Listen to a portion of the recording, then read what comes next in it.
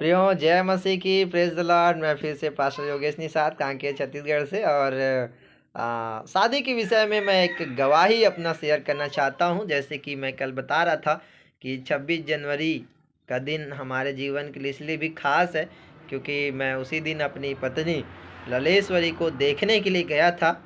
और ऐसा करके मैं बता रहा था, तो उसके शादी के पहले का जो गवाही है वो मैं आपको बताना चाहता हूं, ताकि जवान लोगों के लिए एक मैं विश्वास करता हूं प्रेरणा का कारण होगा।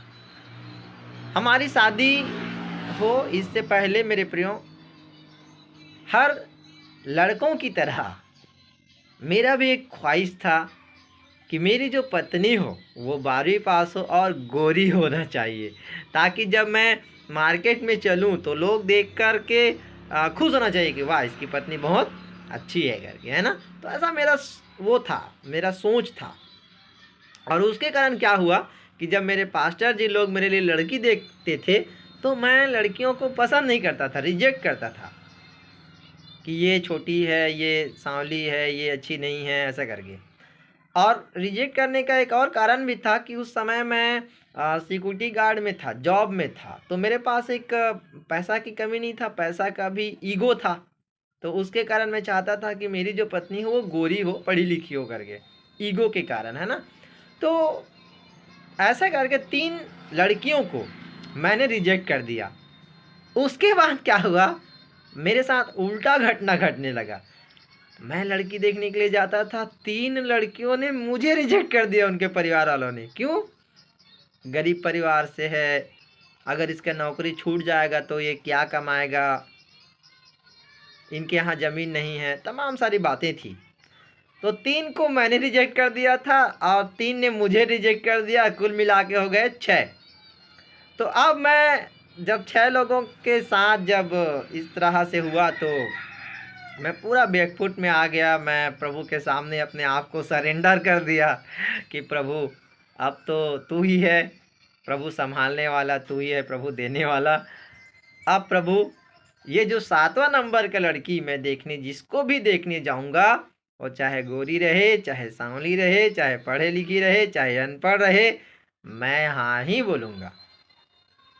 और शादी से पहले मैं प्रभु के सामने जो है अपनी शादी के लिए, अच्छी पत्नी पाने के लिए, भली पत्नी पाने के लिए, क्योंकि लड़की तो मिल नहीं रहे थे, ना कर देते थे, तो मैं 40 दिन का उपवास रखा मेरे प्रियो कि प्रभु मुझे आप अच्छी पत्नी दीजिए, भली पत्नी दीजिए आप। तो पत्नी पाने के लिए मैंने 40 दिन का उपवास रखा। उस उपवास के दौरान परमेश्वर ने मुझे एक दर्शन दिया और मैं सपनों में क्या देखता हूँ कि एक बड़ा तोता था और उसके 2 छोटे छोटे और तोते थे उसके साथ। तो उस 2 छोटे तोते थे, उसमें से एक तोता को मैंने पकड़ा। तो मुझे सपना समझ नहीं आया क्या है। फिर से प्रार्थना के दौरान, उपवास के दौरान मैंने प्रभु से पूछा, प्रभु क्या है।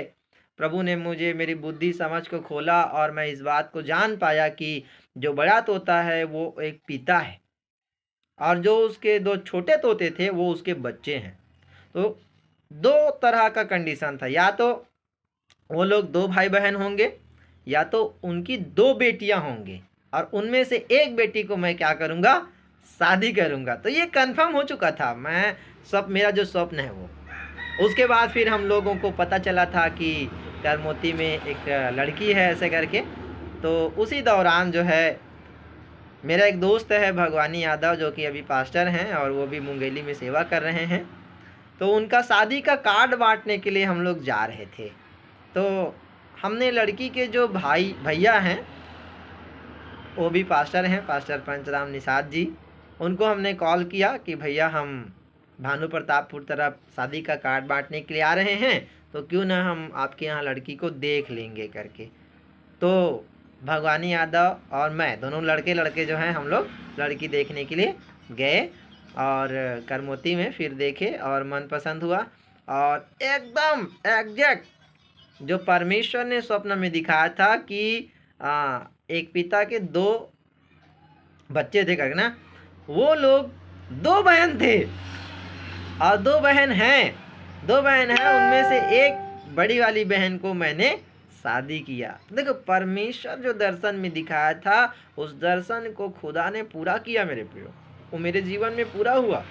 और उसके बाद फिर मनपसंद हुआ, हमारी शादी 18 में 2017 को हुआ। उसके बाद में फिर प्रभु ने सुंदर बेटा भी दिया जो कि 9 महीना का था। उसके बाद हम लोग मार्च 2018 में सेवकाई में आ गए और प्रभु की सेवा में हम निरंतर बने हैं। और आप लोग अब हमें परमेश्वर ने 2 सुंदर बेटे दिए, एक तो योएल जो कि अभी मार्च में 6 साल का होने वाला है, एक जेवियर जो कि अभी 1.5 साल का है। तो परमेश्वर की महिमा हो मेरे प्रियो। आज हम लोग अच्छे हैं, भले कुशल हैं, बढ़िया से प्रभु की सेवा कर रहे हैं, कमा खा रहे हैं, अपने जीवन में खुशी हैं, सुखी हैं प्रभु की दया से, है ना। तो देखो ऐसा होता है कि हम कई बार अपने जीवन साथी का चुनाव करने के लिए असमंजस में रहते हैं। कई बार हमारे अंदर ईगो रहता है, लेकिन जब हम परमेश्वर के सामने उपवास के साथ जब हम प्रार्थना करते हैं, परमेश्वर हमारे लिए उचित मार्ग को दिखाता है। मेरे प्रियो, शादी से पहले आप भी अगर आप शादी का प्लान कर रहे हैं, जवानों से कहना चाहता हूं, अगर आप शादी का प्लान कर रहे हैं तो आप ज़रूर से परमेश्वर के सामने उपवास रखें, दुआ करें।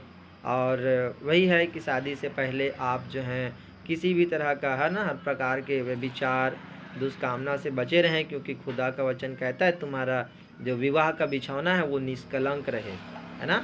तो आप शादी से पहले जो है हर प्रकार के विचार दुष्कामना से बचे रहें और विवाह के जो बिछौना है उसको आप निष्कलंक रखें। और निश्चय जब आप उपवास के साथ प्रार्थना करेंगे, परमेश्वर आपको भली पत्नी को प्रदान करेगा।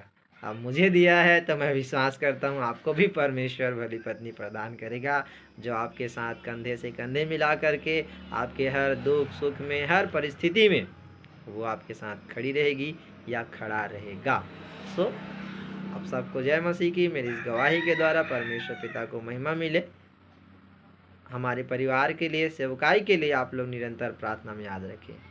धन्यवाद।